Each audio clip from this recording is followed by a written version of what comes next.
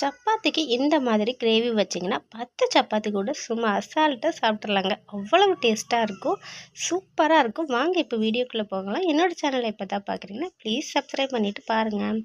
இது வந்துட்டு ஏற்கனவே சிக்கன் மஞ்சூரியன் செஞ்சுருந்தேன், அதோட எண்ணெய் தான். ஸோ அதிலே நான் சேர்த்துக்கிறேன். இதில் பார்த்தீங்கன்னா பட்டை, கிராம்பு, இலை, அப்புறம் லவங்கம் எல்லாமே சேர்த்துருக்கேன். வாசனைக்கூடிய எல்லா பொருளும் சேர்த்துக்கலாம். ஒரு பெரிய சைஸ் வெங்காயம், அதையும் சேர்த்துக்கலாம். வெங்காயம் கண்ணாடி பதம் வர வரைக்கும் வதக்கி எடுத்துக்கலாம். அதுக்கப்புறம் இஞ்சி பூண்டு பேஸ்ட்டு சேர்த்துருக்கேன். இதையும் நல்லா வதக்கி விட்டுக்கலாம். கொஞ்சமாக கருவேப்பிலை நல்லா வதக்கி விட்டதுக்கப்புறமா 2 தக்காளி எடுத்து மிக்ஸி ஜாரில் அரைச்சி எடுத்துருக்கேன். தக்காளி இந்த மாதிரி பேஸ்ட்டாக சேர்த்திங்கன்னா நல்லா கலர்ஃபுல்லாக இருக்கும். பச்சை வாசனை போகிற வரைக்கும் வதக்கி விட்டுட்டு சிக்கனை கழுவி சேர்த்துக்கலாம். சீக்கிரம் நம்ம செஞ்சிடலாம் இந்த கிரேவி. சிக்கன் வேகிற டைம் மட்டும்தான் எடுத்துக்கும்.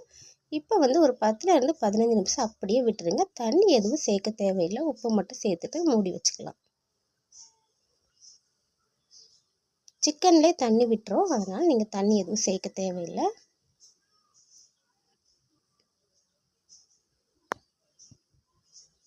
மூடி வச்சிடலாம். இப்போ ஓப்பன் பண்ணி பார்க்குறேன். பாருங்கள் எவ்வளோ தண்ணி விட்டுருக்குதுன்னு.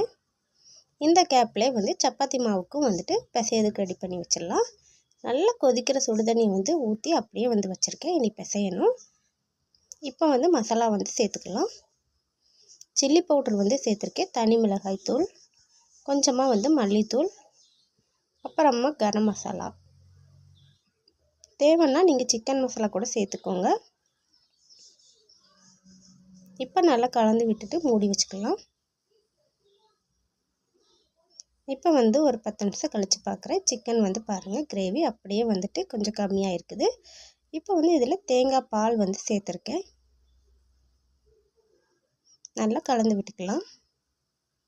பாருங்கள் கலர்ஃபுல்லான சிக்கன் கிரேவி சீக்கிரமாகவே நம்ம சட்டுன்னு ரெடி பண்ணியாச்சு. டேஸ்ட்டும் பார்த்திங்கன்னா வேறு லெவலாக இருக்கும். கண்டிப்பாக ட்ரை பண்ணி பாருங்கள். உங்கள் ஃப்ரெண்ட்ஸுக்கும் ஷேர் பண்ணி விடுங்க. வீடியோ பிடிச்சிருந்தா ப்ளீஸ் லைக் பண்ணுங்கள். மறக்காமல் சப்ஸ்கிரைப் பண்ணி பக்கத்தில் இருக்க பெல் பட்டனையும் கிளிக் பண்ணிக்கோங்க. அடுத்த ஒரு வீடியோவில் ரெசிபியில் பார்க்கலாம். பாய்.